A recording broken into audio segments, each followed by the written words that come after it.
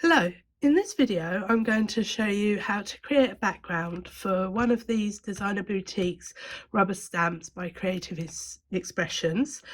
Though this one's called Secret Garden and it's got fairies on it, and my mum loves fairies, so I've created this card for her using the rubber stamp and making my own background. Now, the way I created the background is with watercolour inks. So I've got Stormy Sky, then Purple Twilight, Lilac Sapphire, Blue Skies, and then just a drop of Red Sunset.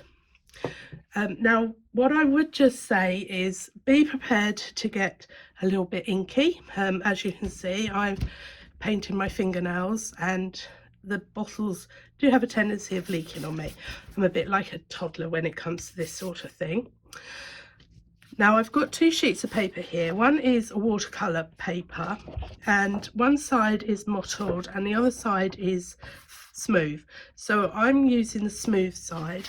The other one is one of the hammered card that we stock, and again one side is hammered and the other side is smooth.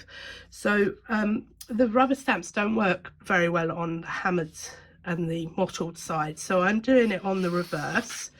So let's grab that one first.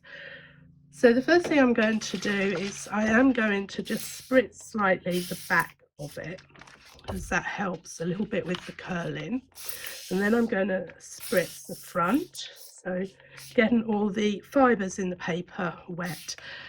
Now I'm going to put my colour in the middle of the sheet and bring the colour from both sides.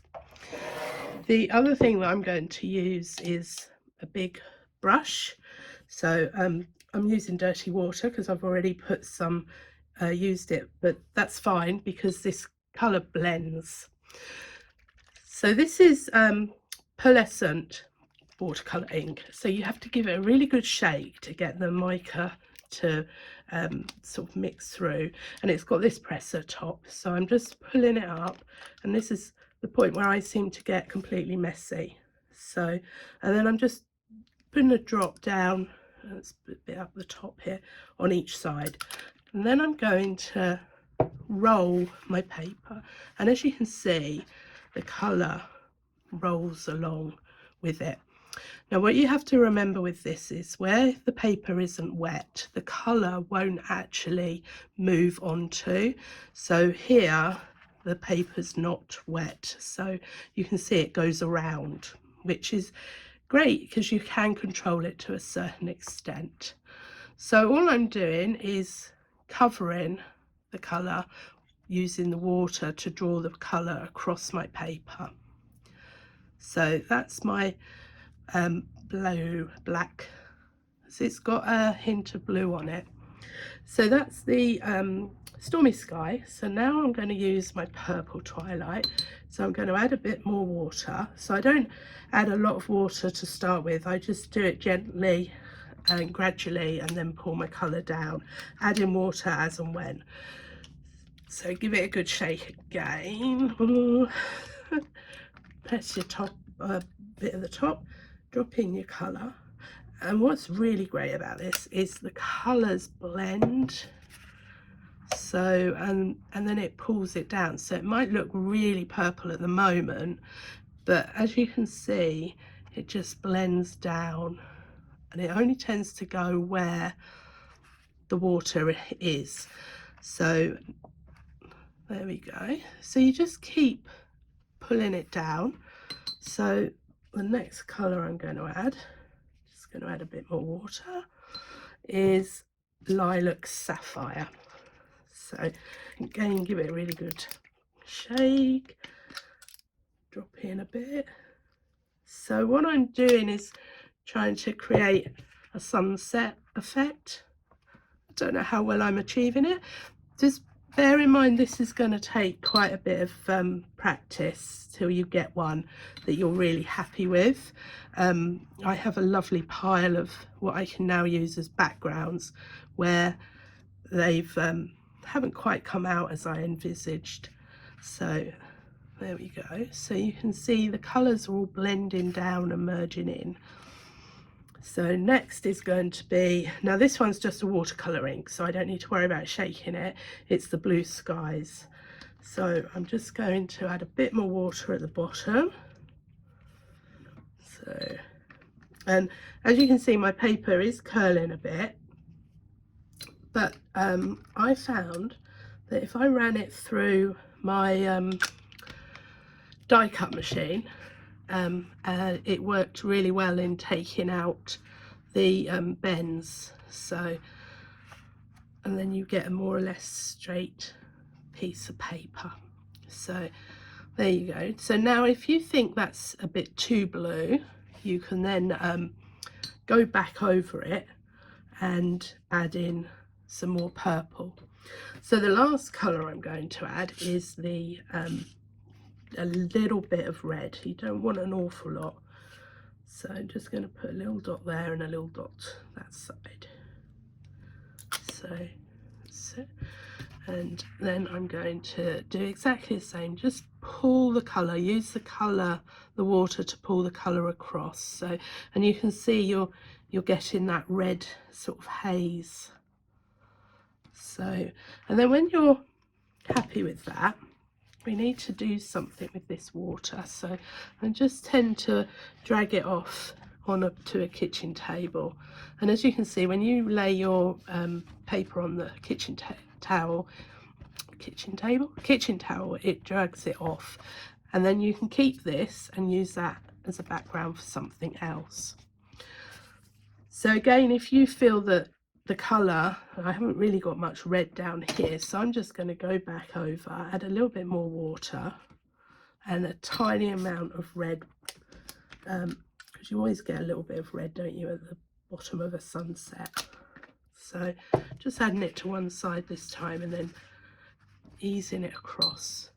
And you can use your paintbrush to add more water, and so then it's just literally playing around and dragging the paint across the paper with force of gravity, I suppose it is, because you're doing it with the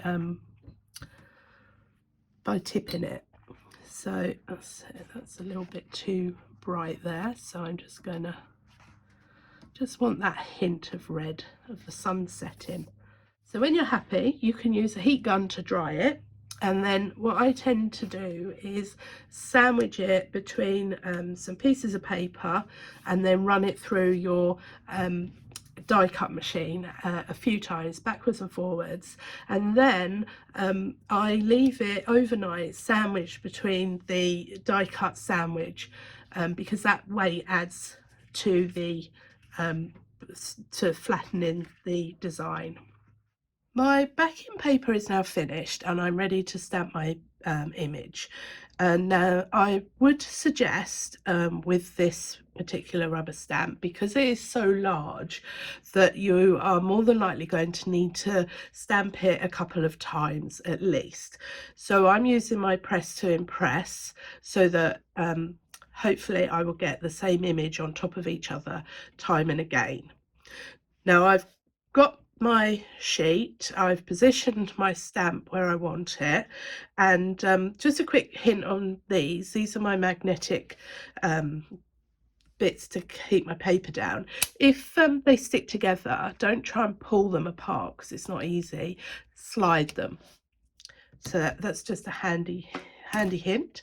And I'm using archival ink. Now if you're this is a permanent ink, so if you want to use water on top of this, it won't blend and it won't come away. So if you don't want to use archival and you definitely won't be using any more water on your image, then it's fine to use any other, but this gives a nice black.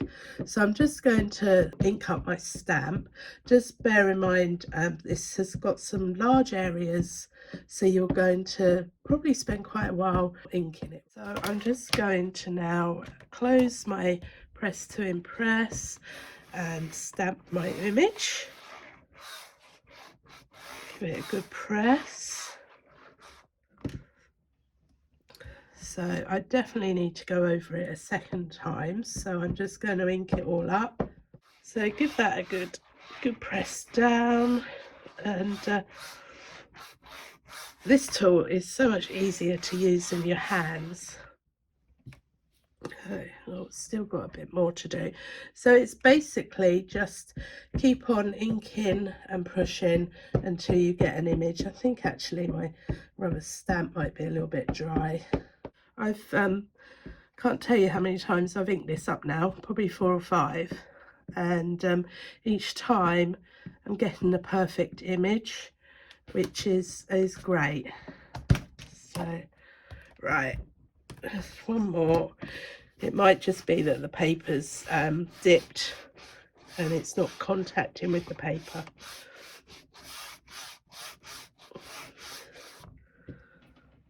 That's better. So there's our finished image.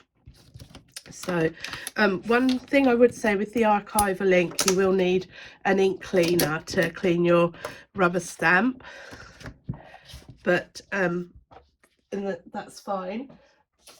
I wouldn't use baby wipes or anything like that because that'll damage your rubber stamp. So then all I did was cut it down to the size I needed, and then added a mount and added some of these little pearl glittery bits where I wanted them, and added a peel off, and that was my card finished. I'm hoping that's given you an idea as to how easy it is to use these watercolor inks. They really are beautiful to use, and you can really create some magical backgrounds as well as colouring in with them. There's a whole host of different ways you can use them, but as you can see with the silhouette stamps, they really are stunning. Thanks for watching. Have fun creating.